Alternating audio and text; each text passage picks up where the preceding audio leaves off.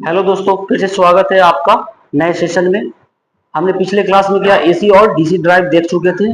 अब देखेंगे क्या नेक्स्ट मेंटेनेंस ऑफ टाइप्स। उसका देखेंगे आपकी जो एसी और डीसी ड्राइव थी हमारी, कितने प्रकार से मेंटेनेंस हो रही थी। मेंटेनेंस में हम कैसे करते हैं एसी का और डीसी ड्राइव का मेंटेनेंस। मोटर मोटर पार्ट्स हो गया उसका। अब जैसा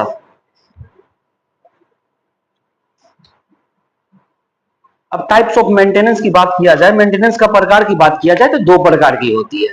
कैसा? एक होता है प्रिवेंटिव मेंटेनेंस और दूसरा होता है हमारा ब्रेकडाउन मेंटेनेंस।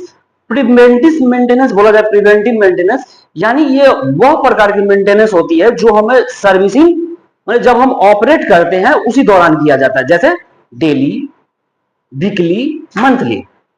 ब्रेकडाउन मेंटेनेंस उस प्रकार की मेंटेनेंस को बोलते हैं जो हमारा इक्विपमेंट खराब हो गया तब जाकर मेंटेनेंस करते हैं, वो ब्रेकडाउन मेंटेनेंस कहलाती है।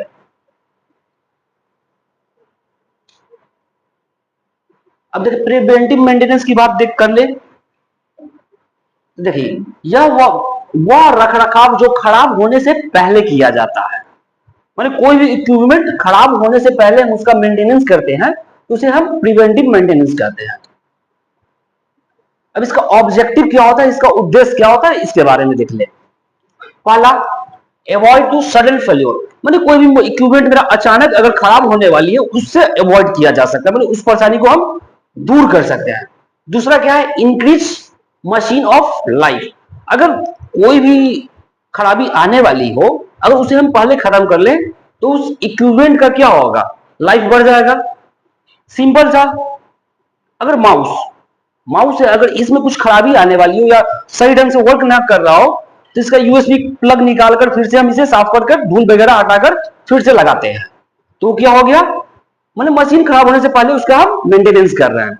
तीसरा, इंप्रूव इफिशियंसी, यानी इसकी दक्षता बढ़ जाएगी, इफिशियंसी बढ़ जाएगी।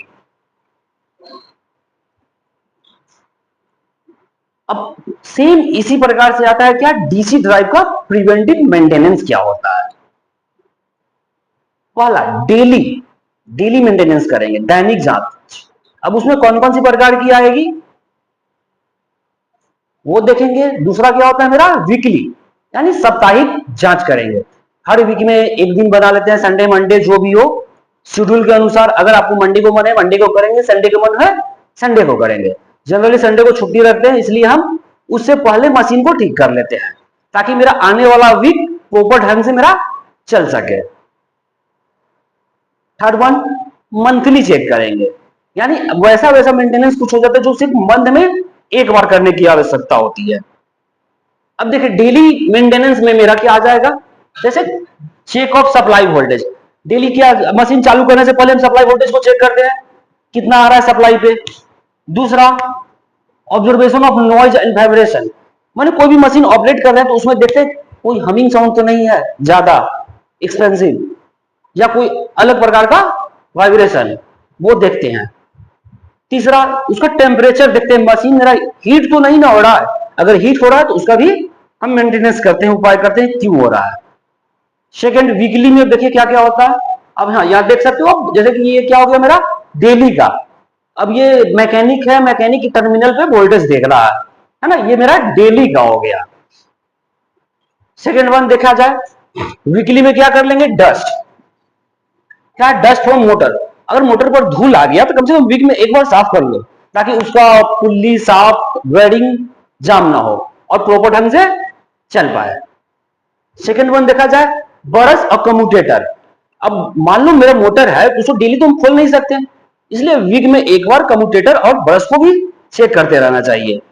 थर्ड वन, कनेक्शन की जांच कर लेंगे, यानी जो मेरा टर्मिनल बॉक्स होता है टर्मिनल बॉक्स पर देख लेंगे कोई कनेक्शन मेरा लूज तो नहीं है। अगर लूज होगा तो क्या होगा, क्या हो सकता है, लूज होगा तो टर्मिनल में क्या हो सकता है बताइए, स्पार्क करेगा, स्पार्क करेगा तो हीट जनरेट होगा, इंसुलेशन बर्न कर सकते हैं या शॉर्ट सर्किट का संभावना बनी रहेगी।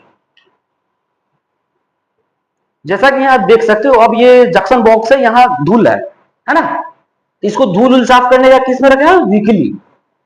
वीकली इंस्पेक्शन में हम क्या करते हैं, धूल धूल हो गया, ब्रश हो गया, और कनेक्शन को चेक किया जाता है। अब मंथली, अब वेयरिंग, वेयरिंग छोटा सा पार्ट होता है, इसे आप ना तो बार बार निकाल सकते हो, ना ही वीक में निकाल सकते हो, इसलिए वैसा वैसा कुछ कुछ मेंटेनेंस हो जाती है जो हम, आ जाइए, जो हम मंथली करते हैं। जैसे वेयरिंग में लुब्रिकेंट डालना, है ना, वेयरिंग में, वेयरिंग देखो ना आप लोग, उसमें देखा जाता है ग्रीस भरा रहता है ना, उसको आप खोलो कभी कभी देखोगे तो काला पड़ जाता है वेयरिंग, है ना, तो उसको या तो पेट्रोल से साफ करो, फिर से ग्रीस लगाओ, नहीं तो ज्यादा अगर घिस जाता है तो वेयरिंग भी आपका चेंज करना पड़ जाता है। सेकंड, चेक ऑफ इंसुलेशन, उसमें जो वाइंडिंग किया रहता है मोटर का या कोई भी पार्ट का, उसका इंसुलेशन जांच करते हैं। अब इंसुलेशन किससे जांच करेंगे? मीटर से या तो मल्टीमीटर से टेस्ट कर लेंगे क्या है उसका। टर्मिनल को हमेशा टाइट कस कर रखेंगे ताकि मेरा स्पार्क ना हो। आगे बढ़े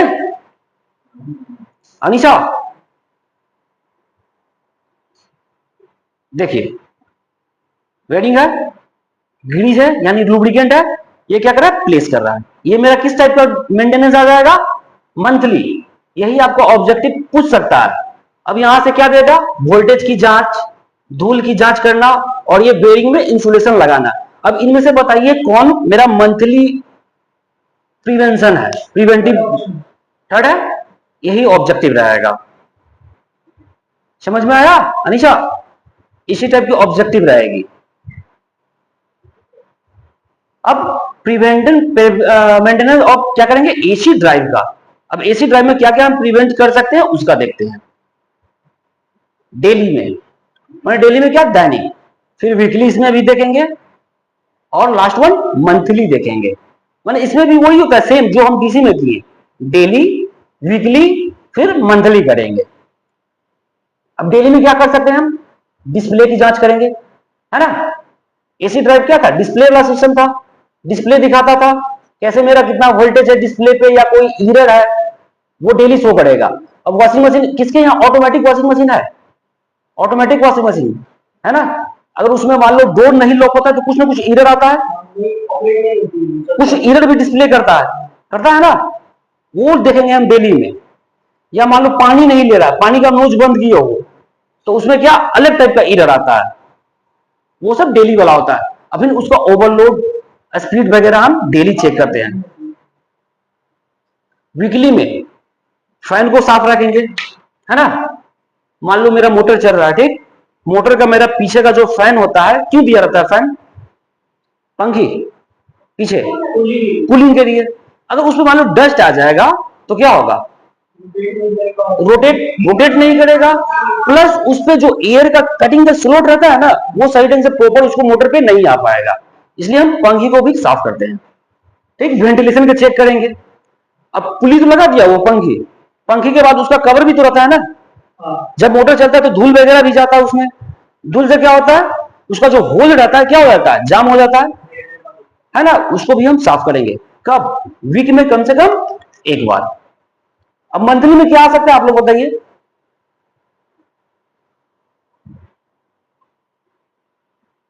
अब देखिए ये पुली की जांच कर रहा है, बेल्ट की जांच कर रहा है ना, ये मेरा किस टाइप का हो जाएगा?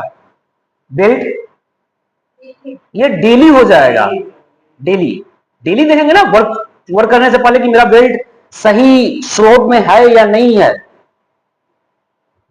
मंथली में देखिए पैरामीटर को चेक करेंगे, यानी वोल्टेज, जो भी उसका पैरामीटर जांच करने वाली होगी, कम से कम एक बार हम मंथ में जरूर उसको स्टेबल करेंगे। केबल की जांच करेंगे, कोई केबल मेरा ब्रेक तो नहीं है कहीं से। सेकंड, प्रॉपर अर्थिंग, एसी चलाने के लिए हमको क्या चाहिए? मस्ट सुटेबल अर्थिंग चाहिए, अर्थिंग उसका प्रॉपर होना चाहिए ताकि उस इक्विपमेंट पे काम करते समय हमें कोई प्रकार की इलेक्ट्रिक शॉक ना लगे।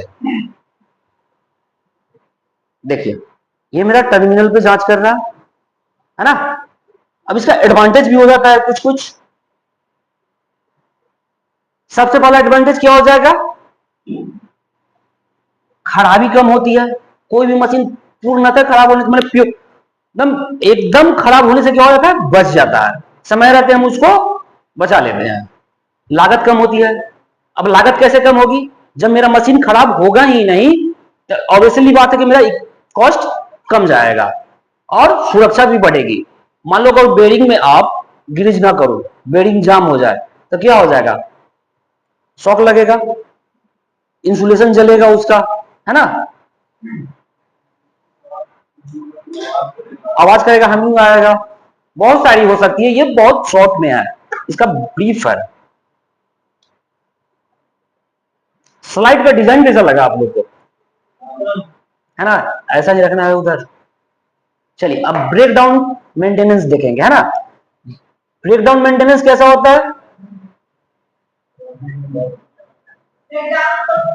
हाँ यस, ब्रेकडाउन मेंटेनेंस, हम ब्रेकडाउन वोल्टेज बोली ना,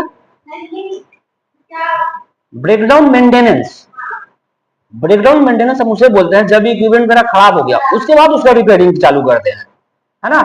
देखिए जब मशीन खराब हो जाती है तब इसका रख रखाव किया जाने वाला ही क्या कहलाता है, हमारा ब्रेकडाउन मेंटेनेंस कहलाती है। अब इसका कारण क्या हो सकता है, इस टाइप का कारण लापरवाही होगी, है ना, ओवरलोड होगी, अधिक तापमान होगी, शॉर्ट सर्किट होगी और रख रखावी में कमी। कुल मिला के देखा जाए तो ये हमारी लापरवाही के कारण होगी, है ना, नजरअंदाज करेंगे तो। अब ब्रेकडाउन मेंटेनेंस हम डीसी में देखेंगे, है ना। पहला कॉमन सामान्य दोष होगा, कुछ कुछ क्या आ सकता है, जैसे बरस घिस सकता है, मोटर मोटर में चलेगा तो बरस घिसेगा ही, है ना। अगर बरस का जांच नहीं करोगे तो क्या होता है, एक समय हम देख रहे थे कोई एसी ड्राइव में नहीं चल रहा था, बरस उसका खराब हो चुका था, वर्कशॉप में, सेकंड वाली वर्कशॉप में चिंगारी आएगी, है ना। आर्मेचर मेरा फेलियर हो सकता है, यानी आर्मेचर का वाइंडिंग भी जल सकता है। नेक्स्ट कम्यूटेटर डैमेज हो जाएगा, है ना। अब इसका ट्रबल शूटिंग इसका समाधान कैसे होगा ये देखते हैं। सिंपल, जो ब्रश खराब हो गया उसको क्या कर देंगे, हम रिप्लेस कर देंगे, बदल देंगे और कम्यूटेटर को साफ रखेंगे, है ना। कम्यूटेटर किस चीज का बना होता है, कौन से धातु का, हार्ड ड्राइव कॉपर। ये एमसीक्यू है, आएगा, दिया है पिछला बार सीआईटीएस में। इसके बाद जो भी क्वेश्चन हम लगाए हैं सब आया हुआ है लगभग। और क्या देखेंगे हम, चेक वाइंडिंग, वाइंडिंग हमेशा चेक करना है। पिंसर हो गया। अब देखिए एसी ड्राइव का हम ब्रेकडाउन देख लेते हैं साथ में ही, है ना। अब इसका कॉमन सामान्य दोष क्या हो सकता है एसी ड्राइव का, सेम क्या है, ओवर वोल्टेज फॉल्ट होगा, जब मेरा वोल्टेज ज्यादा हो जाएगा तब होगा, है ना। ओवर करंट का फॉल्ट हो सकती है, अगर ज्यादा करंट चली जाएगी तो हो सकती है।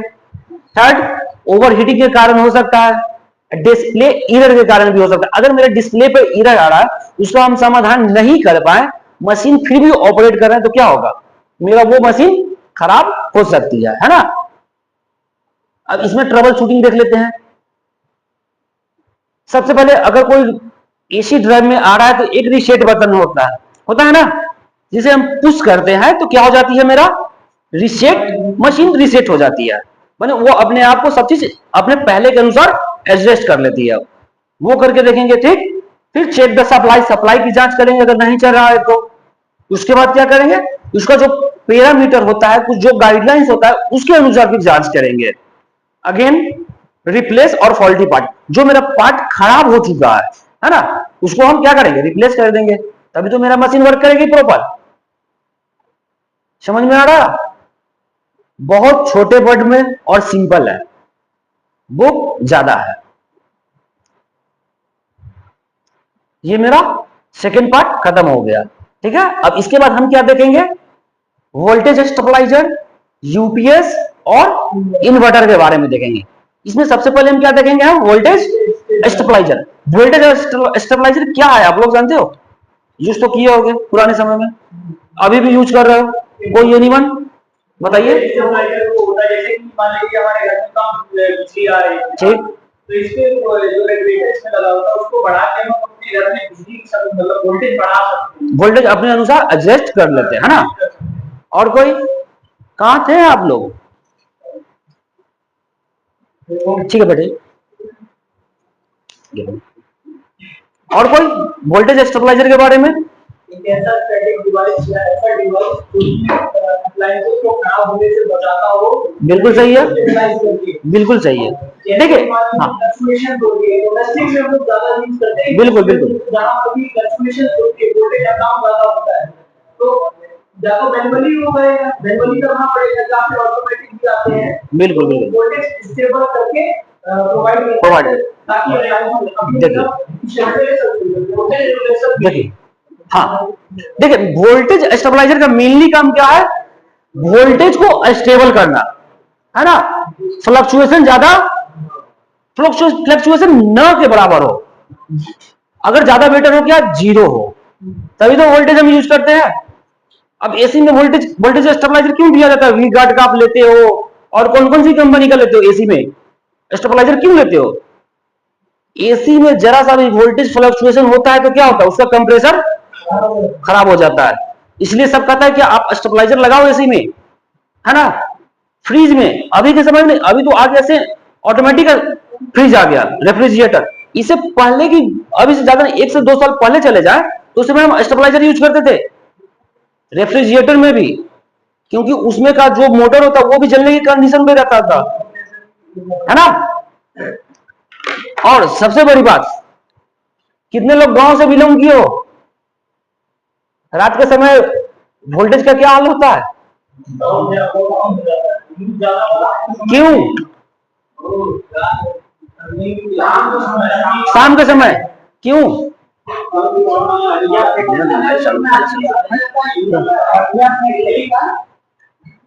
क्योंकि उस समय आपके गांव में सभी के यहाँ क्या हीटर पर खाना बन रही होगी, है ना।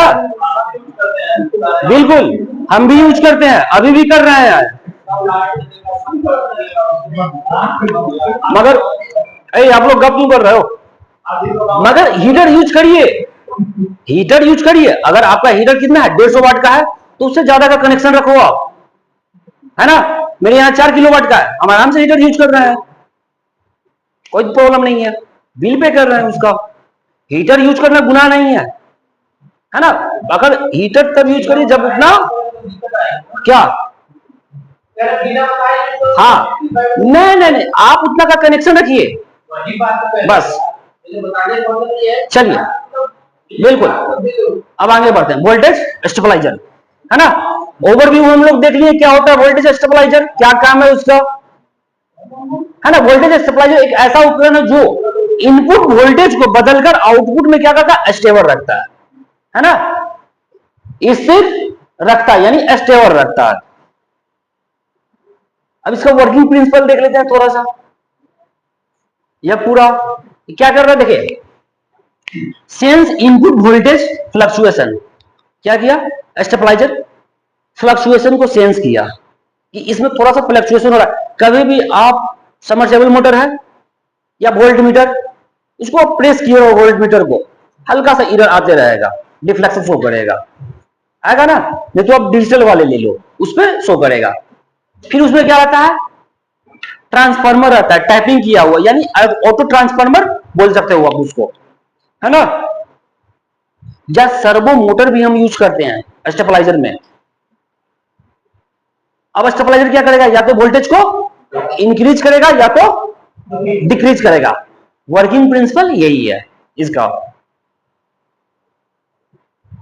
अब ये इसका क्या है? ब्लॉक डायग्राम है। देखिए, अनरेगुलेटेड एसी सप्लाई है ना, दे दिए।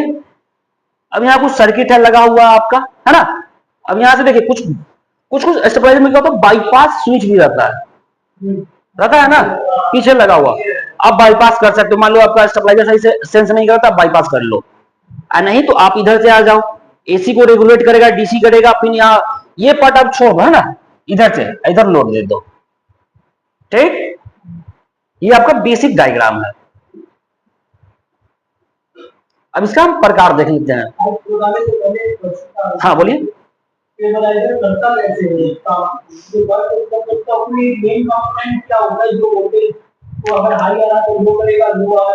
ऑटो ट्रांसफार्मर, सर्वो मोटर, दो चीज यूज हो रहा है उसमें। ऑटो ट्रांसफार्मर हम लोग देख चुके हैं, वो स्टेबलाइजर ही है, ऑटो ट्रांसफार्मर। हाँ वही है, अंदर वही लगा रहता है। आप वो जो ऑयल टेस्टिंग मशीन था वो खोले थे, उसमें भी था, वही था। आप नहीं तो स्टेबलाइजर खोलना, ठीक ना, उसमें देखिएगा जो ट्रांसफार्मर होती है उसमें से बहुत सी वाइंडिंग बाहर आई रहती है, उसी को बोलते हैं टैपिंग ट्रांसफार्मर, है ना। सब पे अलग अलग वोल्टेज डिसाइड किया रहता है। बिल्कुल, एक होता है क्या, रिले टाइप, दूसरा सर्वो स्टेबलाइजर होता है। अब देखिए रिले टाइप क्या होता है, यह आम प्रकार का, ठीक है ना, बजट के अनुकूल स्टेबलाइजर होता है, माने हमारे एकदम बजट के अनुसार रहता है, और जिसका उपयोग हम घर में टीवी, फ्रिज और एयर कंडीशन चलाने में करते हैं, है ना। ये गलती से आ गया है। कार्य प्रणाली वही होता है, ट्रांसफार्मर होता है, रिले होता है, रिले फॉल्टी करंट को या फॉल्टी वोल्टेज को सेंस करेगा, है ना। ज्यादा आएगा तो क्या होता, ऑटो कट होता था ना स्टेबलाइजर में, ऑटो कट सुने थे ना आप लोग, ऑटो कट कौन सेंस करता है, रिले, रिले सेंस करता है। आपका वोल्टेज ज्यादा हो गया तब आप क्या करते थे, डाउन आता था एक स्विच जैसा, अप डाउन करने वाला, हाँ एक नोब होता था उसका, वही है। अब ये मेनली क्या करता है, वोल्टेज में सुधार करता है, ठीक है। अब इसकी सटीकता देख ले, मैंने एक्यूरेसी क्या है, आउटपुट वोल्टेज की सटीकता कितना है, लगभग प्लस माइनस 10% तक ये वोल्टेज को अप डाउन कर सकता है। अब नेक्स्ट क्या है, सर्वो स्टेबलाइजर।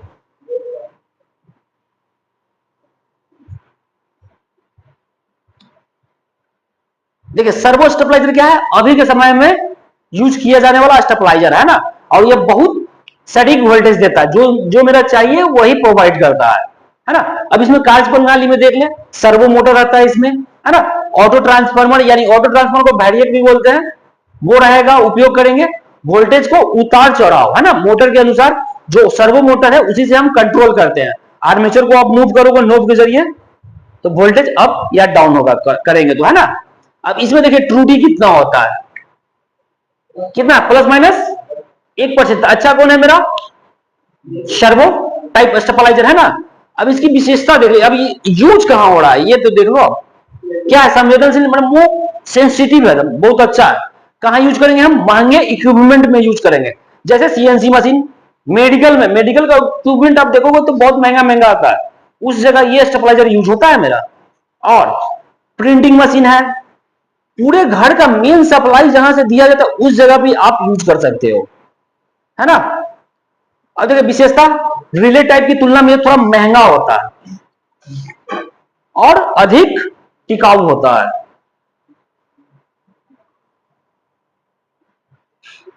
अब इसका मुख्य पार्ट देख लेते हैं, क्या ट्रांसफार्मर होता है, रिले या सर्वो मोटर, कंट्रोल सर्किट और वोल्टेज सेंसिंग यूनिट होती है, ये मेरा इसका मेन पार्ट है। अब इसका एडवांटेज देख लेते हैं स्टेबलाइजर का, और डिसएडवांटेज भी। एडवांटेज में क्या हो जाएगा, उपकरण को सुरक्षित रखेगा, है ना, और डैमेज होने से बचाएगा इक्विपमेंट के कोई भी। अगर वोल्टेज कम हो, ऑटो स्टेबलाइजर तो क्या होगा, ऑटोमेटिक वोल्टेज अप कर देगा, अगर ज्यादा वोल्टेज आया तो डाउन कर देगा। इसलिए कहा जाता है एसी में आप लगाओ, जरूर से जरूर लगाओ, अगर एसी की लाइफ बढ़ाना चाहते हो तब।